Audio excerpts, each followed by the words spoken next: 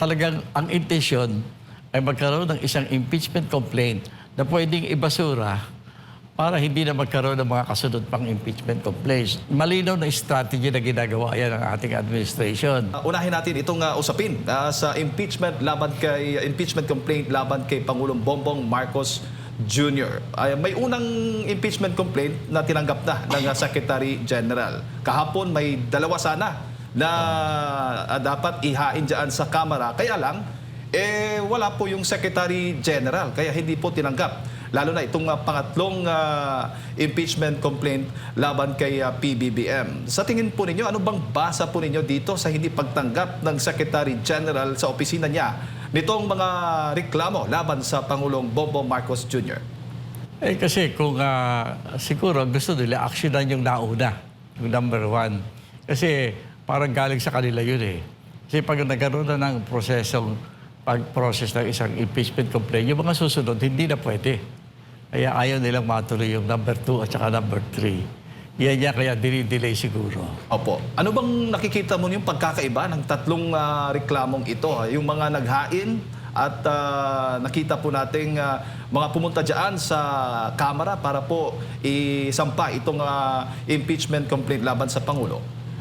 Yung nauna, ang tingin natin dyan, intentional yon. Kasi isa yan sa mga pamamaraan para wala ng impeachment complaint na mangyari sa presidente for at least 1 year, no? Kaya yun ang una. Yung pangalawa, hindi ko masyadong mabigyan ng comment yan. Yung pangatlo, seryosong complaint yun. Kaya yan ay talagang pipigilin hanggat maaari. Opo. May nakikita ho ba kayong gray area po dito sa nangyari? Na maaring questionin po, Secretary, dahil nga po sa hindi pagtanggap nitong reklamo? Alam mo, bahagi talaga ng away yan eh, di ba? Kaya dapat inaasahan natin yan. Pero tingnan natin, may recourse of course, no? Kasi pwede namang paila ng kaso. Bakit hindi tinatanggap ng Secretary General yan? Nasa batas yan. Oo. Meron pwedeng gawing action. Opo.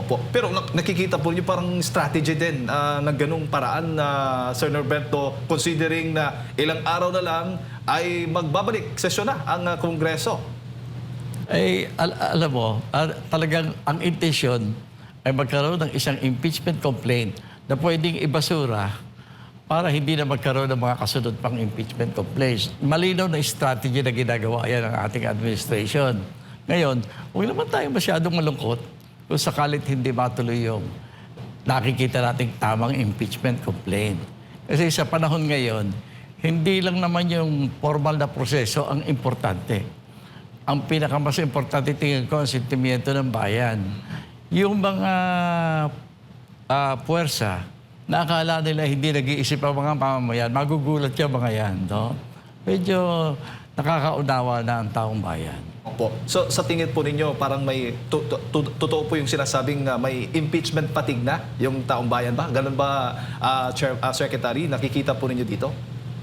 Ganyan talaga yan eh.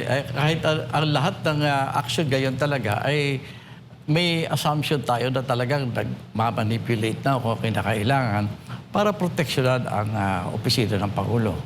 So, malinaw yan. Malinaw na malabo pang uusad itong impeachment laban sa Pangulong Bongbong Marcos Jr.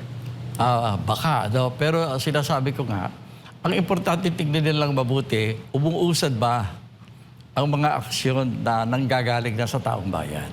Yun ang importante ngayon kasi dalawa yan eh. Yung formal at saka informal. No? Titignan natin kung anong mauna.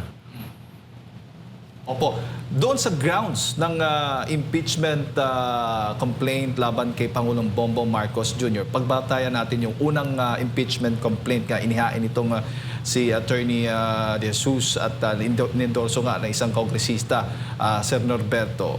Isa sa mga grounds doon, yung hindi nga pag-veto ng unprogrammed funds, yung pag-surrender o kidnapping kay Pangulong Bongbong at kay dating Pangulong Rodrigo Roa Duterte at yung pagtatag ng ICI bilang shield, palangga daw para sa Pangulo at yung mga kickbacks na nakukuha mula sa mga ghost flood control projects at iba pa. Sa tingin po ninyo, ito ay mga lehitimong mga basehan o grounds para po sa isyong impeachment laban sa isang nakaupong Pangulo? Alam mo, ang problema natin sa impeachment complaint, hindi naman yung legitimacy o ganda ng petisyon na pinag-uusapan diyan kasi politika yan eh. Yan ay nasasalalay kung ano ang gagawing aksyon ng dalawang houses of Congress. At saka pangalawa, sa simula, hindi pa iyan ang pagbabatayan ng impeachment. Iti-technical muna yan. Yung mga substance, form, titignan niya kung tama yung pagkakagawa. Doon pa lang magkakatalo na yan. Ang tingin ko, yung first impeachment complaint design para i-reject. Pero dahil na-action na, ang intention talaga, wag lang magkameron ng susunod pang impeachment complaints.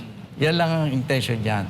Kaya kahit ano ilagay nila dyan sa mga walang mangyayari. Opo. Pero it shows na nagpapatunay po ito na walang tiwala na ba ang taong bayan sa Pangulong Bongbong Marcos Jr.?